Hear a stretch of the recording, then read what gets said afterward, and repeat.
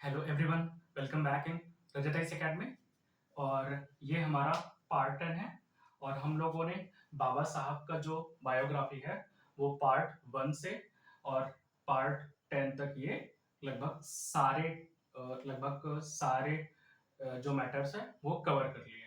ठीक, लेकिन बाबा साहब इतनी बड़ी हस्ती खुद ही है कि उनके बारे में हम जितना भी कवर करेंगे ऐसा लगेगा कि अभी कुछ किया ही नहीं है। ठीक है, अभी बहुत सारी चीजें हैं जो हमें कवर करना बाकी है, लेकिन फिलहाल अभी के लिए ये हमारा लास्ट पार्ट है।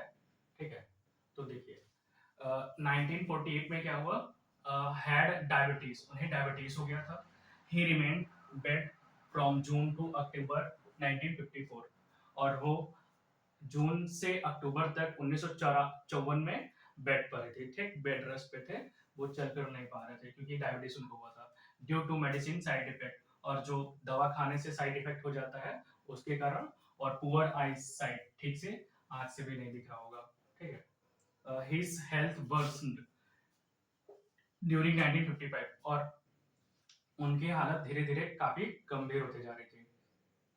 Days after completing his final manuscript, The Buddha and His Dhamma, तो वो इस वर्क पर काम कर रहे थे, the Buddha and his Dhamma. ठीक है, तो इस काम को करने के बाद Ambedkar died in his sleep, Baba Saheb सोते ही समय उनका स्वर्गवास हो गया था। कब?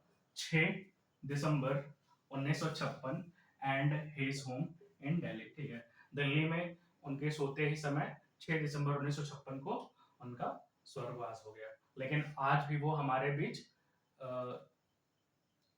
रहते हैं। जैसे जब हम संविधान पढ़ते हैं या फिर संविधान की बातें करते हैं तो बाबा साहब हमारे सामने होते हैं, क्योंकि संविधान की आत्मा, वो बोलते हैं कि उनका एक 1942 में, बाबा साहब ने 1942 में एक स्पीच बोला था। कहाँ पर? All India depressed class conference में, नागपुर में जो हुआ था, कि हमें क्या करना है, एजुकेट बनना है, शिक्षित बनना है, एजिटेट संगठित रहना है, और ऑर्गेनाइज संगठित रहना। ठीक है, शिक्षित बनो, संघर्ष करो और संगठित रहो। ठीक, तो ये होता है शिक्षित बनो। ठीक है, शिक्षित बनो और संगठित रहो, और एजिटेट का मतलब होता है संघर्ष करो। तो हमें हमेशा क्या करना चाहिए? संघर्ष करते रहना चाहिए और संगठित रहना चाहिए, और हमें एक अच्छी से एजुकेशन भी प्राप्त करनी चाहिए, ताकि हम अपने हार्ड वर्क से अपने देश को किसी नई ऊंचाई पर पहुंचा सके। ठीक है, thanks for watching, have a nice day.